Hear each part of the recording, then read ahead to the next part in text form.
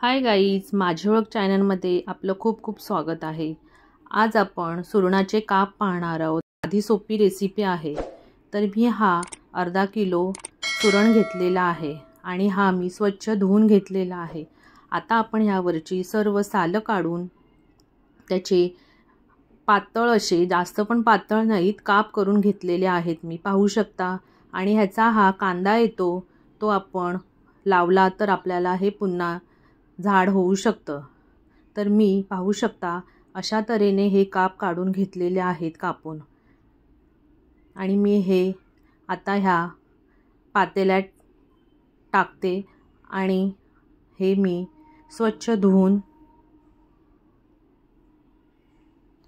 आपण हे पाहू शकता मी स्वच्छ धुवून घेतलेले आहेत।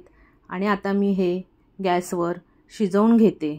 खाज येते ह्याला म्हणून त्यामध्ये मी 3-4 कोकम टाकून घेतलेले आहेत। आणि हे शिजवून अशा तऱ्हेने आपण हे शिजवून घ्यायचे आहेत। एक 5-10 मिनिटं शिजवायचे आहेत। पाहू शकता चांगली उकळी आली का सुरीच्या साहाय्याने आपण हे शिजले की नाही ते पाहायचे। आणि आपले हे आता व्यवस्थित शिजलेले आहेत। तर मी गॅस घालून घेते आणि हे मी एका चाळणीमध्ये काढून घेतलेले आहेत। पाहू शकता असे शिजायला पाहिजेत। आणि त्यासाठी मी मसाले घेतलेले आहेत। तर मी ही लाल तिखट, हळद, धणा पावडर, जिरा पावडर, गरम मसाला, मीठ आणि आमचूर पावडर आणि ह्याच्यासाठी बाइंडिंगसाठी मी बेसन, तांदळाचं पीठ, मीठ, हळद, लाल तिखट आणि रवा हे आता सर्व मिक्स करायचे आहे। तर मी ही कोकम ह्यातून काढून टाकत आहे। आणि गाईज, माझ्या चॅनलला तुम्ही अजून सबस्क्राइब केलं नसेल तर प्लीज सबस्क्राइब करा, लाईक करा, शेअर करा, कमेंट्स करायला विसरू नका। तर आता ह्यामध्ये मी आता हे सर्व मसाले टाकून घेतलेले आहेत आणि ह्याला हे मसाले व्यवस्थितरित्या लावायचे आहेत। दोन्ही बाजूने व्यवस्थित असे सुकेच मसाले घ्यायचे आहेत। ह्याला पाण्याची काही गरज लागत नाही। तरी पण थोडंसं आपण ह्यामध्ये पाणी जर सुकं वाटत असेल तर पाणी सुद्धा लावू शकतो। पाहू शकता मी थोडं तेल टाकलेलं आहे आणि हे मिश्रण मी एकत्र करते आहे बाइंडिंगसाठी। त्यामध्ये सुद्धा आपण हळद, मीठ, तिखट टाकायचं आहे आणि व्यवस्थितरित्या दाबून दाबून आपण हे मिश्रण ह्याला लावून घ्यायचं आहे। आणि सर्व कापांना मी हे सुरणाच्या लावून घेत आहे।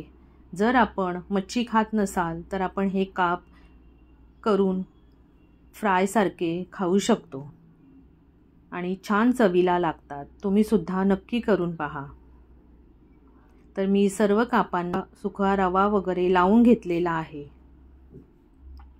आणि मी आता हे पॅनमध्ये तेल तापायला ठेवलेलं आहे। त्यामध्ये मी एक एक काप सोडून घेत आहे आणि दोन्ही बाजूनी आपल्याला हे व्यवस्थित असे शालो फ्राय करून घ्यायचे आहेत। छान कुरकुरीत होतात।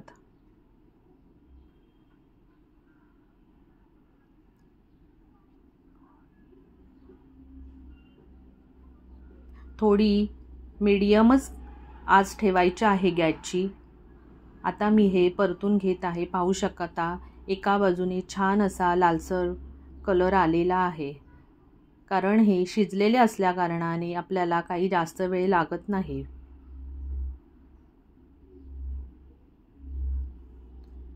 तर मी हे सर्व असे करून घेते। आणि गाईज, पाहू शकता आपले हे सुरणाचे काप तयार झालेले आहेत। छान लागतात। एकदा तुम्ही नक्की करून पहा। आणि गाईज, पुन्हा एकदा माझ्या चॅनलवर तुम्ही कोणी नवीन असाल तर माझ्या चॅनलला सबस्क्राइब करायला नक्की विसरू नका। पाहू शकता असे हे छान असे कुरकुरीत मस्त होतात। रेसिपी पाहिल्याबद्दल धन्यवाद। भेटूया आपण दुसऱ्या रेसिपीमध्ये।